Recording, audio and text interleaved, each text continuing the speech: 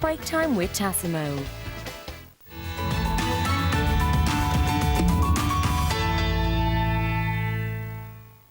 You're very welcome back. Now, rolled out in schools around the country in 2010, the HPV cervical cancer vaccine, Gardasil, was given to almost 85% of first-year girls last year.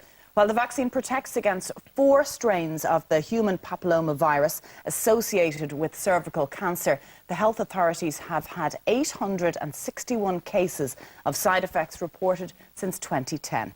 The World Health Organization recommends the vaccine. The European Medicines Agency recently conducted a review of it and found it to be considered safe and effective. But in May of this year, a group of over 100 parents came together to form the group Regret, in a bid to get help for their daughters, many of whom have had to drop out of school due to ill health since getting the vaccine. Though there is no proven link between the two, these parents feel the vaccine, Gardasil, is responsible. We have with us in studio mum and daughter, Kiva Murphy and Kelly Power. You're both very welcome to Sunday AM. Good morning, guys. Kelly, let me go to you first. Good morning to you, and thank you for joining us. Will you take us back to first year in secondary school? You got the vaccine, which is how long ago now? That would have been about 5 years now. Okay. Since I got the first vaccine. I got 2 shots in 2011, and I got the last shot in 2012. Okay. After the last shot is when I started noticing my symptoms. Okay. Chronic headaches, chronic fatigue, never understood why I was so tired all the time, chronic pain, couldn't stay in school. Like, I had a great attendance up till then. You were student of the year year prior. And all of a sudden you're experiencing symptoms that you had never experienced before. There was no previous effects of any of these types of fatigue in your life? No, nothing. No. Nothing. I was very sporty, played a lot of sport, a lot of Gaelic. Everything just had to be stopped. And Mum, did you notice? I noticed quite soon after the 3rd vaccination. Kelly would come home from school and she would be just completely washed out looking. She'd complain about going to bed at night and not being able to sleep properly, or that she would actually sleep for so long but she didn't feel anyway refreshed. Like that again, Kelly was very much into sports. She started complaining of a back pain. So we took her to the doctor, who gave us just some anti-inflammatories. We thought it was just a strain at the start. Nothing improved, kept getting worse. So we went down the line of MRIs and X-rays and so on and so forth. They came back clear. But we went to see a specialist, a back specialist at one stage, who started giving Kelly some epidurals at around 14 years of age. She hadn't been able to bend over, do normal tasks. Then different parts of the body started to kind of cause problems.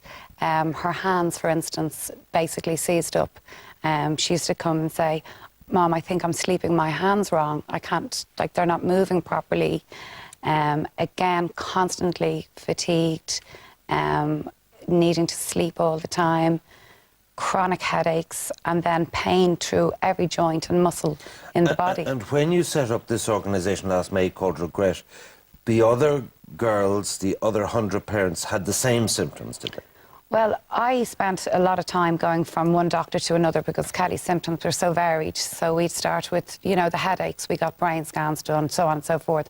I asked every doctor, could this be, you know, a reaction to the HPV vaccination, as she was completely fine up until that. They kind of said no. So my husband kept giving out to me, as he did, saying to me, stop asking these questions. You're making yourself look ridiculous. The doctors are saying it's safe. You know, stop looking for something that isn't there. And I kept saying to him, just something inside me that's screaming at me that something has gone wrong.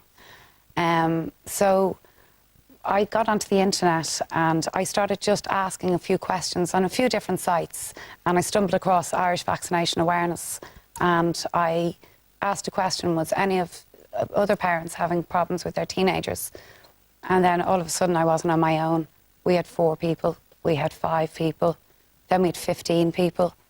So we decided we'd meet up, the 15 parents, and, you know, just share our stories. And it turned out that we all had the same stories, that we had been almost to some of the same doctors in, different hospitals. They had asked the same questions. The doctors were giving them the same answers, that it was nothing. We were told that, the children needed to go and see psychiatric doctors, that it was all in their head. So we followed, the guides, and we brought Kelly to a counsellor who said that she was extremely balanced. At the worst point of it, Kelly was put into a rehabilitation centre over in Harold's Cross. But Kiva, in fairness, there are two sides to this story. Yeah, before we continue here, on the issue of fairness and balance and objectivity this morning, we did, of course, invite both the HSE and the National Immunisation Advisory Committee to come on the show. Unfortunately, neither were able to provide a spokesperson, but they did send us in the following statements. The HSE says HPV vaccines have been shown to be very safe. There are 2 vaccines currently licensed for the prevention of HPV infection. Gardasil, the vaccine produced by Sanofi Pasteur, has been chosen for the HSE's HPV vaccination programme. Gardasil protects against the types of HPV that cause 7 out of 10 of all cervical cancers. Meanwhile, the National Immunisation Advisory Committee, who are in charge of this, have also given a statement. It says the NIAC continues to strongly recommend the HPV vaccine for all first-year girls as part of the HSE vaccination programme. They also welcome the findings of the European Medicines Agency review that evidence does not support a causal link between the HPV vaccines and development of the chronic regional pain syndrome, postural orthostatic tachycardia syndrome, or chronic fatigue syndrome. Therefore, there's no reason to change the way the vaccines are used or amend the current product information. Kiva, how do you react to that? I react to it. I kind of figured that they would do that they would come and say that the vaccination is safe. You have to remember, it's been... Have you heard all of those words before? Oh, thousands of times. Okay. We get this copied and pasted to it all the time. And, 9 out of the 12 people who were working with EMA had direct links to this vaccination. They promoted it in their countries to be brought into their countries. So what we are asking for is an independent review away from pharma to make sure this vaccination is safe.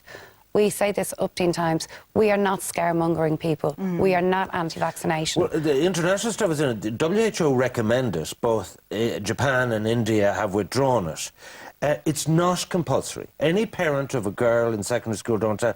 What's your advice to people? Because you do want to prevent cervical cancer as well. 100%. That's why we got Kelly the vaccination. We were delighted. We thought, great, it's something, we pumped millions and millions into cancer research. They have found something that would protect our children. We went with the vaccination. We were delighted with it. What I would say is what the information we got about the vaccination pre-Kelly getting it was a lovely shiny brochure saying protect your child for the future.